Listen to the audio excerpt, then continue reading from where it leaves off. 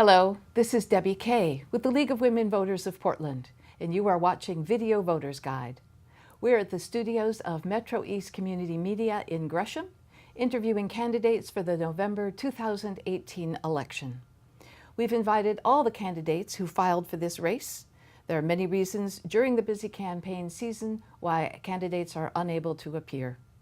With me today is Paul Drechsler, running for Gresham City Council, position 4. We're sorry that other candidates in the race, Raymond Love, Benjamin Jones, Antonio Medel, and Mario Palmero, were unable to accept our invitation. We urge voters to visit the League of Women Voters of Oregon website and also especially check out vote411.org, where candidates may choose to upload their YouTube videos, and there's a lot more information about candidates and ballot measures. Thank you for joining me today, Paul. It's good to meet you. Thanks for having me. You're very welcome. Why do you want to join the Gresham City Council? Well, I've grown up here in Gresham and been involved with Planning Commission and other committees in the development of Gresham for quite a while. And this season, saw that position come open and had to think hard. And decided to put my name in because Gresham's kind of in a unique point right now where we're really developing. We have a lot of things happening, and it's really important what we're going to look like is being determined right now. And so, thought it was important when I looked at who was going to be on there and what the needs were to put my name in and be part of that. All right. So, what do you see as the major needs and goals for your city? Well, there are a lot of needs of the city, so it's a hard thing to boil down. But I'll tell you what I'm really passionate about. One is community engagement and involvement, as I sit on commissions and committees and work with our neighborhoods and the city needs to do more and work on that. Really passionate about the development and economic development of the city. I think that when we boil a lot of the needs that we have down, we end up talking about that. And then, also really just building smart, well-built communities that have a high standard of living, desirable, sustainable, equitable, and really communities that you can work, live, play, and have the great new way we think about building, cities and communities, integrated into those plans.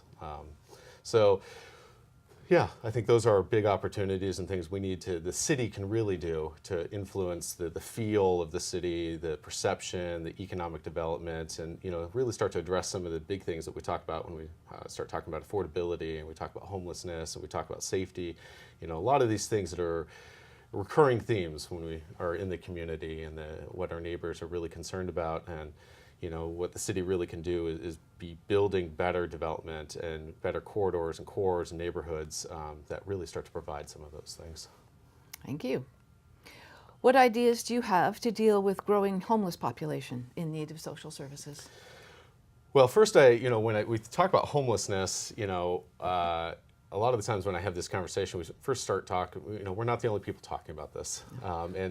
The city probably and in the country has talked about a lot of these things for a long time. And it's a nuanced problem. Not all homelessness looks alike. So, I start by saying, I think when we need to boil some of this down, we're all, people, and we're dealing with people. And so there needs to be some humanity and compassion when we talk about that.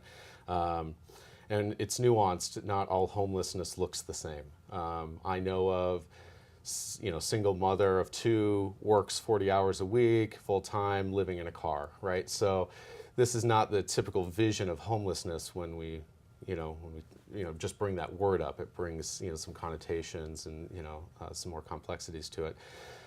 So, of course, the solution needs to be more nuanced. The city has done the right thing in actually hiring staff, and we have, a community neighborhood, program that they work with the homeless. They go out and identify them. They, try and find what their specific issues are and try and help them and connect them with the resources that are available. Mm-hmm. Government, unfortunately, is not well designed to solve all societal issues, mm-hmm. right? And there is nonprofits and, and our religious, community and, and even the county and other things that do a really good job of doing that. And we need to, do a better job of connecting people to those resources, identifying that.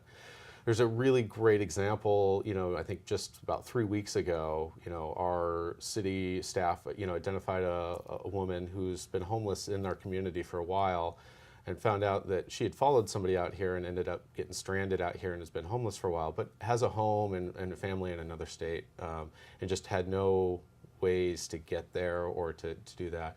And they found some sponsorships and some ways and got her home, and the appreciation and the simple things sometimes, there are ways to make an impact on that. So, and I think when we do that, we free up the resources, and for those more chronic or complex, that maybe have mental health or other layers in that issue, for those nonprofits and the county and in our communities that are really chartered in focusing on those issues. So.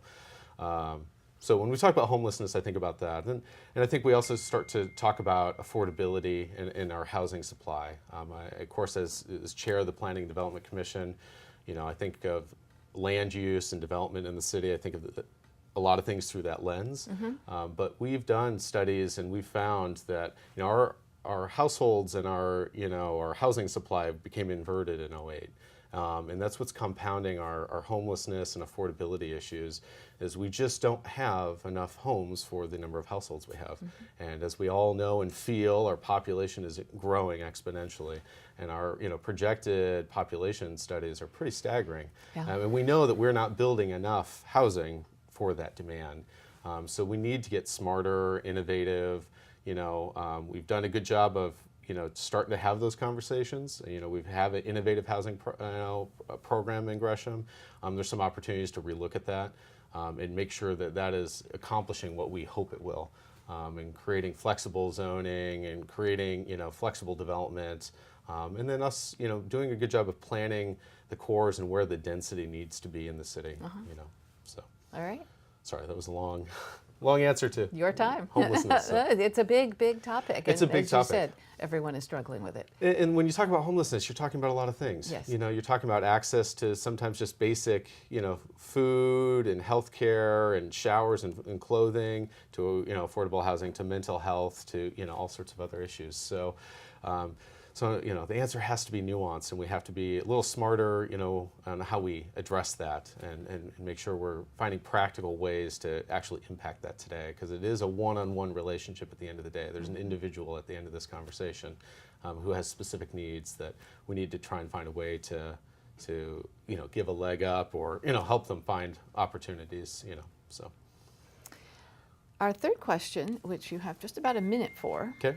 What 3 things should your city do in the next 12 months to retain business and industry, to make a positive contribution to our economy and the civic environment? Well, I think especially in honor of the time here, but the city has a number of opportunities, and the economic development of Gresham is probably our most important thing. That's what's going to create the development, and create the income, the fees and all those things and jobs that we all want.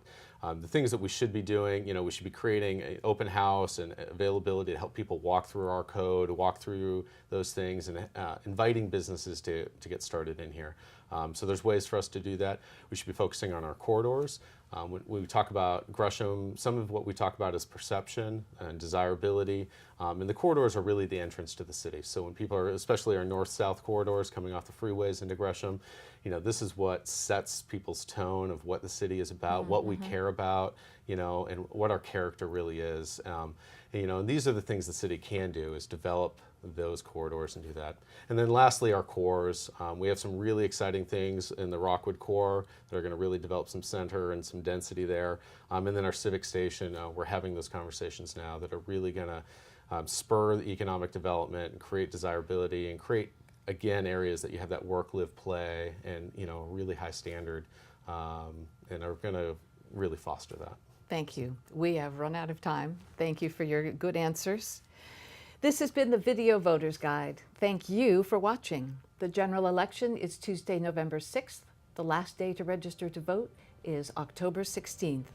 Be sure to inform yourself about the candidates and the ballot measures, exercise your right to vote, and remind your family and friends to do the same. Thank you.